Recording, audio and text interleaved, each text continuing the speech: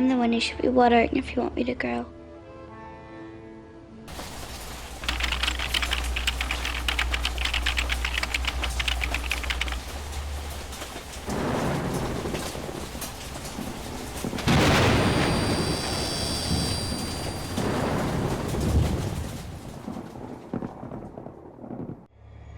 토니에게서 일감을 받아 살인 청부업자로 살아가고 있던 레옹은 어느 날 우연히 복도에서 마틸다와 마주치고 그녀가 가정폭력에 시달리고 있다는 걸 알게 됩니다.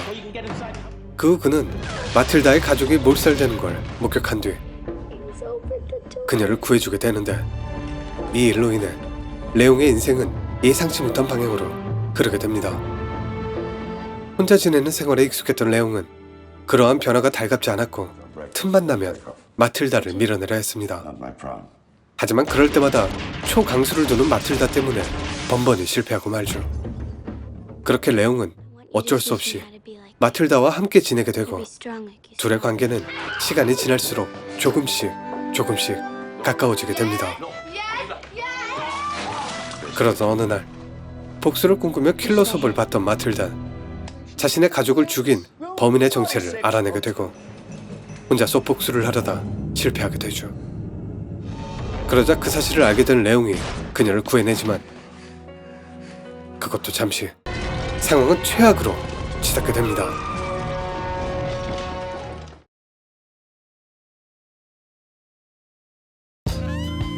영화는 лю크 베송 감독의 작품입니다. 그는 1983년 혼자서 제작, 감독, 각본을 다 해냈던 마지막 전투로 데뷔를 하는데, 그건 2년 뒤에 만들었던 장 르노, 이자벨 아자니, 크리스토퍼 램버트 주연의 서브웨이에서도 마찬가지였죠. 그 후 그는 1988년 다시 한번 장 르노와 손을 잡고 그랑브르를 완성시켰고, 1990년 니키타에서 역시 лю크 베송의 선택은 장 르노였습니다. 그는 1년 뒤 바다의 오페라란 부제를 가지고 있는 해양 다큐 아틀란티스를 만들어냈고, 2년 뒤엔 니나의 원작자로 참여를 하며 행보를 넓히기 시작했죠. 그리고 대망의 1994년 전 세계를 레옹과 마틸다의 열풍으로 몰아넣었던 그의 최고 히트작 레옹을 만들어냅니다.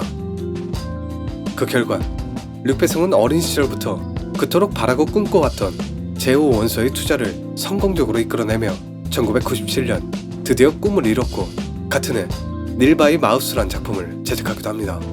참고로 이 영화는 게리 올드만의 감독 데뷔작이었다고 하네요. 그 후 лю크 베송은 택시와 잔다르크를 연달아 흥행시키며 자신의 건재함을 증명한 뒤 메가폰을 잠시 내려놓고는 주로 기획과 각본, 제작 위주로 영화에 참여를 합니다. 여기서 잠깐, 그렇다면 лю크 베송이 2000년부터 2018년까지 참여한 작품의 수는 얼마나 될까요? 10편? 20편? 그것도 아님 30편? 무려 78편입니다. 78편. 물론 이 기간 안엔 그가 감독으로 참여한 작품도 다수 존재하고요. 그것도 재밌는 영화만 골라서 말이죠. 이쯤 되면 영화를 찍어내는 공장으로 봐도 될 정도인데, лю크 베송의 열정은 대체 어디서 나오는 걸까요? 더 궁금한 건 그렇게 바쁜 와중에도 어떻게 그 많은 스캔들을 만들어낼 수 있었느냐 하는 점입니다. 스스로의 명성에 먹칠까지 하면서. 암튼 여러모로 논란의 중심에 서 있는 감독 лю크 베송, 그가 그리려 했던 레옹이란 영화는 어떤 이야기를 품고 있을까요?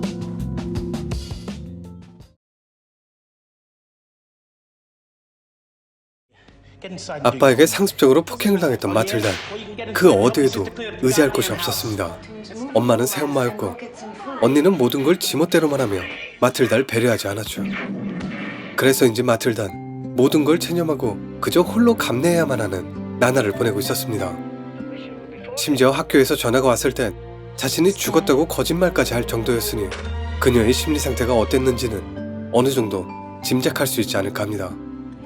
그러던 어느 날 온 가족이 몰살당하는 일이 벌어지고, 그 중에서도 특히 자신이 유일하게 사랑했던 동생의 죽음으로 인해 마틸다는 분노에 휩싸인 채 복수를 꿈꾸게 됩니다. 하지만 그녀는 겨우 12살에 불과한 어린아이였고 복수를 꿈꾸기엔 어울리지 않는 나이였죠. 그래서 그녀는 레옹에게 나이까지 속여가며 빨리 어른이 되고 싶어 했습니다. 물론 아빠에게 폭행당했던 그 시절부터 마틸다는 하루빨리 어른이 되고 싶어 했지만 그건 그냥 막연한 바람이었을 뿐 아무런 방법도 없었죠. 그저 시간을 죽이는 것 외에 말입니다. 하지만 레옹을 만난 이후 마틸다는 드디어 어른이 될 방법을 찾아냈고 끊임없이 그를 유혹합니다.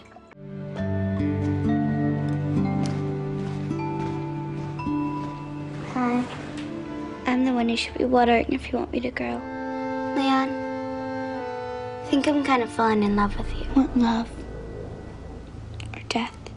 That's it. I love you, Leon. Come on, just a kiss. Stop. Wanna like it the first time? 여기서 중요한 건 그 방법에 대한 옳고 그름이 아니라 아무리 발버둥 쳐도 변할 게 없었던 마틸다의 지옥 같은 상황에서 한 줄기 빛이 내렸다는 거겠죠.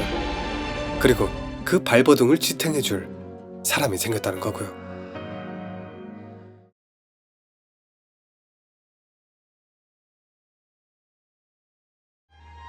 마틸다가 어른이 되고 싶은 아이였다면 레옹은 그 대척점에 서 있습니다. 나이는 먹었지만 아직도 19살 그 시절에 멈춰있는 어른이었죠. 19살이 되던 해 레옹은 사랑에 빠졌고 그 사랑으로 인해 모든 걸 잃고 정신적인 성장까지 멈추게 됩니다. 단지 사랑 때문에 사랑하는 여자를 잃게 된 레옹은 그녀를 살해한 그녀의 아버지에게 복수를 하며 손에 피를 묻히게 되죠. 그 후 그는 미국으로 도망쳐 아버지의 뒤를 이어 토니와 함께 일을 하는데 따지고 보면 레옹 역시 마틸다처럼 아무런 희망도 없이 어둠 속에서 홀로 외로이 지내고 있었던 겁니다. 아주 오랜 시간 동안 말이죠. 하지만 마틸다와는 조금 다른 점이 있습니다. 레옹의 경우엔 구원을 바란 적이 없었다는 거겠죠. 그래서 그는 마틸다를 구해주길 주저했던 겁니다. 그렇다면 그는 왜 어둠 속에 안주하려 했던 걸까요? 잠드는 그 순간까지도 선글라스를 벗지 못한데 어떤 이유가 있었던 걸까요?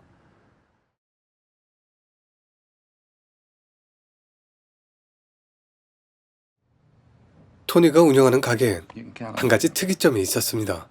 바로 노인이었죠. 그는 늘 한쪽 구석에 앉아 있었는데 유심히 살펴보면 살아있는 게 아니라 마치 죽어있는 듯한 느낌을 주고 있습니다. 한마디로 생명력을 찾아볼 수 없는 캐릭터인 거죠. 토니는 그런 그를 뒤로 한 채 자신과 마주 앉은 레옹에게 변화란 좋은 게 아니라며 의미심장한 말을 내뱉었고 그 후 다시 레옹이 찾아왔을 땐 노인 옆쪽에 레옹을 앉히며 변화하려는 그를 억누르려 했습니다. 마치 네가 변화하지만 않으면 이 노인네처럼 오래오래 살 수 있을 거라는 듯이 말이죠. 토니는 레옹이 평생 우유만을 마시길 바랬던 겁니다. 변화와 성장을 막아야 레옹의 돈을 자신이 계속 관리할 수 있을 테니까요. 하지만 그가 단지 레옹을 이용해 먹으려고만 했던 건 아니라고 봅니다. 그의 얼굴에 난 상처로 유추하건대 그는 분명 레옹의 거처를 요구하는 스탠스에게 저항을 했었을 겁니다. 물론 그러다 현실과 타협을 했겠지만요.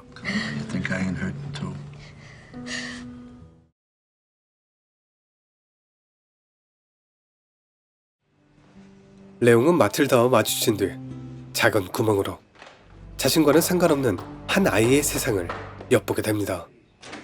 그 후 그는 학대당하는 마틸다에게 연민을 느꼈는지 작은 호의를 베풀었고 이 호의로 인해 생각지도 못했던 변화가 시작됩니다. 자신만의 세계에 이 아이를 들여놓게 된 거죠. 하지만 변화에 익숙지 않았던 레옹은 홀로 난감해하다 마틸다에게 총구를 겨눠도 보는데 차마 방아쇠를 당길 순 없었고 속수무책으로 마틸다에게 젖어듭니다. 그 후 그는 마틸다에게 킬러가 되는 법을 알려주며 마치 더 이상의 구멍은 용납할 수 없다는 듯이 구멍에 집착하며 그 틈을 메우고 또 메우지만 레옹은 토니의 우려대로 변화하고 성장하게 됩니다. 이 모든 건 작은 틈으로부터 시작된 변화였죠.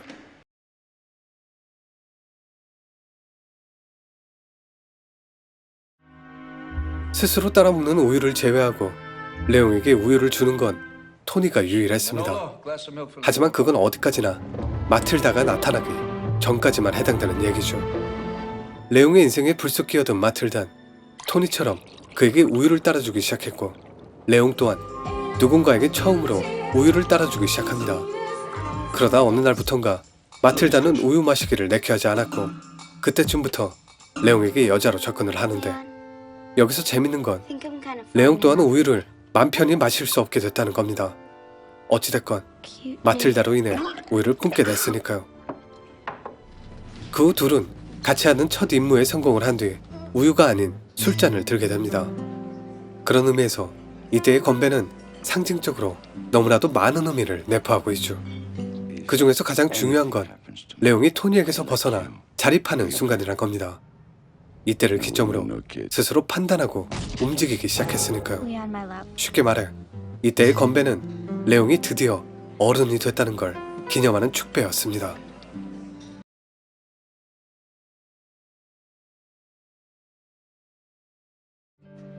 영화가 진행될수록 마틸다는 레옹에게 자신의 감정을 꺼리낌 없이 표현했습니다. 자신에게 호의를 베푸는 레옹을 보며 행복한 감정을 숨기지 못했고 느닷없는 사랑 고백을 하기도 했죠. 또한 레옹의 잔소리를 마치 남자친구의 질투처럼 받아들이며 즐기기도 했고 더 나아가 레옹에게 끼를 부리며 그를 유혹하기도 했습니다. 키스를 요구하기도 했고 심지어 잠자리까지 원했죠. 마틸다는 레옹을 남자로 받고 그를 사랑했습니다. 그렇다면 마틸다를 향한 레옹의 진심은 어떤 거였을까요? 단도직입적으로 전 레옹 역시 마틸다를 사랑했다고 봅니다. 하지만 마틸다를 여자로 봤는지는 잘 모르겠습니다. 그는 분명 마틸다의 수많은 유혹을 뿌리쳤고 단 한 번도 그 유혹에 넘어가지 않았습니다. 그리고 그래서는 안 되는 거라고 확고한 선을 그은 뒤 마틸다를 타이르기도 했죠. 물론 영화 말미에 레옹이 사랑 고백을 하긴 합니다. 그건 마틸다를 홀로 탈출시키던 장면에서였는데 솔직히 이 장면은 연인보단 아빠와 딸 같은 느낌에 가깝죠. 하지만 그렇다고 레옹이 마틸다에게 느끼는 감정을 이것 하나로만 정의 내릴 순 없습니다. 분명 둘은 친구이기도 했고 연인이기도 했으며 부모와 자식 같은 모습을 번갈아 보여주기도 했으니까요. 사람 헷갈리게 만드는 관계에 대한 경계선을 수시로 넘나들며 말입니다. 마치 가족처럼.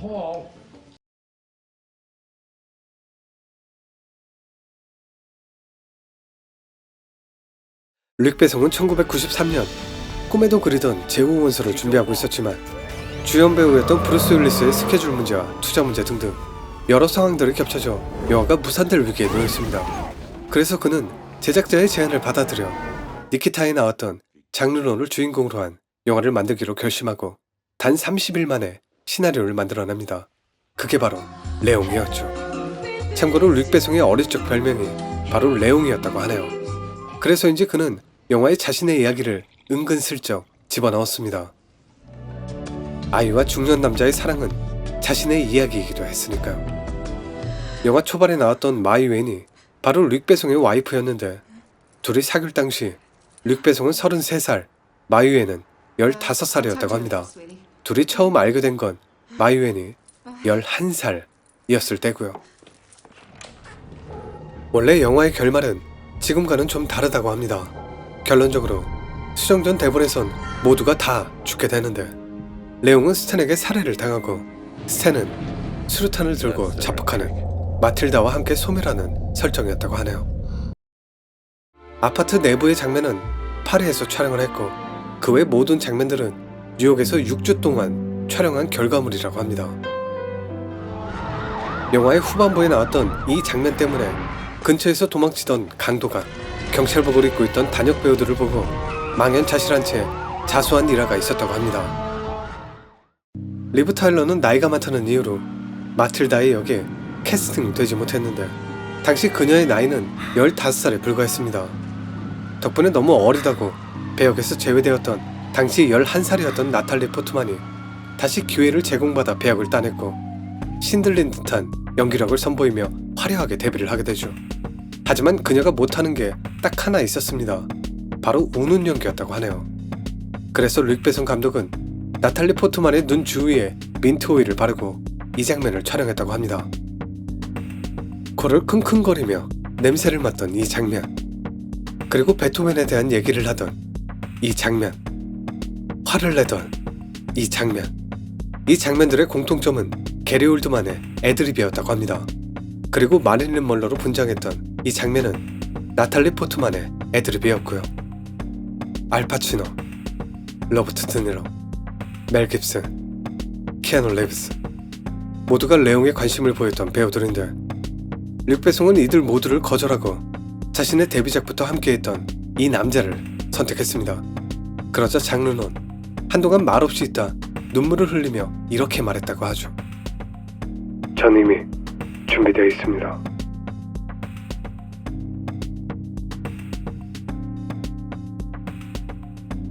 누군가에겐 레옹이란 이 영화가 소아성애적인 작품, 그러니까 그저 그런 남성 판타지를 다루는 불편한 영화로만 보일 수도 있겠지만 이 영화는 남녀의 사랑보단 더 큰 카테고리인 사랑 그 자체에 대해 다루고 있다고 생각합니다. 그 중에서도 상처받은 두 사람의 성장과 치유에 대해서 말이죠. 동시에 영화는 모순 덩어리인 우리네 인생에 대해 압축적으로 보여주고 있기도 합니다. 어른 같은 아이인 마틸다와 아이 같은 어른인 레옹의 설정은 말할 것도 없고 영화 속 가장 악랄한 범죄자가 경찰이었던 것, 더 나아가 제대로 된 가족이 등장하지 않는 것 또한 그러하죠. 한마디로 영화 속 세상은 모든 게 다 뒤죽박죽이고 엉망인 상태였습니다. 이러한 상황 속에서 마틸다와 레옹은 서로를 의지하며 변화했고 마치 가족 같은 관계가 되는데 영화 말미에 보여줬던 레옹의 희생으로 인해 그 순간 둘의 관계는 가족 같은 관계에서 가족 그 자체가 됩니다. 실제로 영화 속에서 누군가를 위해 희생한 건 레옹이 유일했죠. 그렇게 레옹은 마틸다의 가슴 속에 뿌리를 내렸고 영원히 살게 됩니다. 그의 유일한 친구였던 화초처럼 말이죠. 그 후 영화는 줌아웃을 하며 모든 사연들을 작은 점으로 만드는데 이 장면은 오프닝과 이어져 있습니다. 오프닝에선 반대로 줌인을 하며 레옹의 인생을 들여다보기 시작했으니까요. лю크 베송은 이러한 설정으로 어쩌면 이 말을 하고 싶었던 게 아니었을까요? 인생은 가까이서 보면 비극이지만 멀리서 보면 희극이다. 찰리 채플린이 생전에 남겼던 바로 이 말입니다. 영화 레옹이었습니다.